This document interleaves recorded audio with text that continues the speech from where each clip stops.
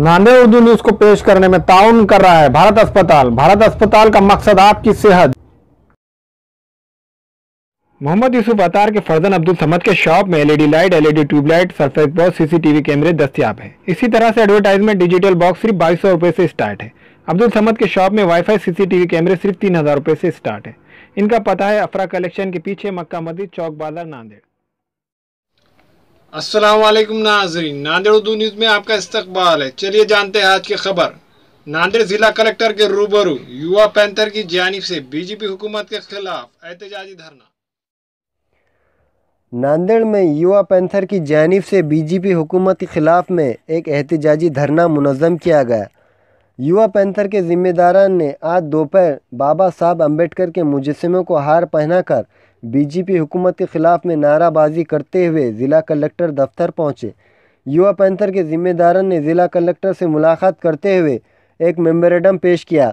इस मुतालबा मेमोरेंडम में ज़िला इंतज़ामिया से मुतालबा किया कि वो रोहित विमल के कत्ल की जांच पड़ताल करे।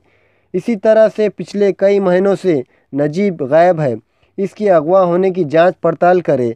युवा पैंथर ने अपने हाथों में नीला रंग का झंडा और पीला कार्ड थामकर बीजेपी हुकूमत के ख़िलाफ़ में नाराबाजी की। इस मौके पर सैकड़ों की तादाद में दलित तबके से ताल्लुक़ रखने वाले अफराद ने शिरकत दर्ज की।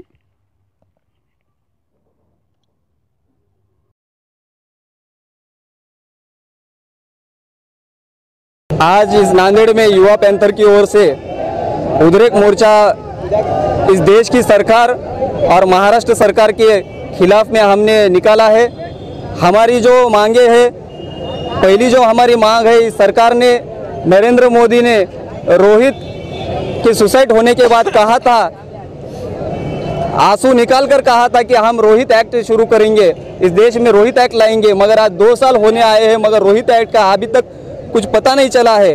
वही रोहित एक्ट के सिलसिले में बात किया जाए तो मगर जो समिति का जो अहवाल आने वाला है, रूपनवाल समिति का, वो अहवाल इस देश के अम्बेडकराइट युवाओं को धक्का देने वाला अहवाल है। रोहित ने जो सुसाइड किया है वो फर्स्ट स्टेशन में आके सुसाइड किया है, ऐसा रूपनवाल समिति का कहना है।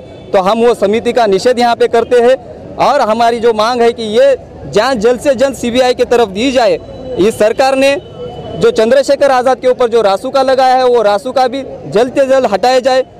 और जेएनयू में के जो विद्यार्थी है, हमारे मुस्लिम भाई, हमारा जो विद्यार्थी है नजीब अहमद, वो पिछले 1 साल से वहाँ से जेएनयू में से फरार है, उसका किडनैप किया गया। ये सब पूरे देश को पता है मगर अभी तक उसका पता नहीं चल रहा है। सरकार ने जवाब देना चाहिए कि वेयर इज़ नजीब, नजीब कहाँ है। और उसके बाद हमारी जो आखिरी की जो मांग है वो महाराष्ट्र सरकार से जो ये है कि नितिन को न्याय आप कब देने वाले हैं। आपके होम डिपार्टमेंट और आपके पुलिस डिपार्टमेंट ने नितिन आगे की पूरे भर रास्ते से उसकी हत्या करने के बाद, उसको रास्ते पे मारने के बाद भी कोर्ट ने कहा है कि कोई आरोपी नहीं है, सबको निर्दोष बाइज्जत बरी किया गया है।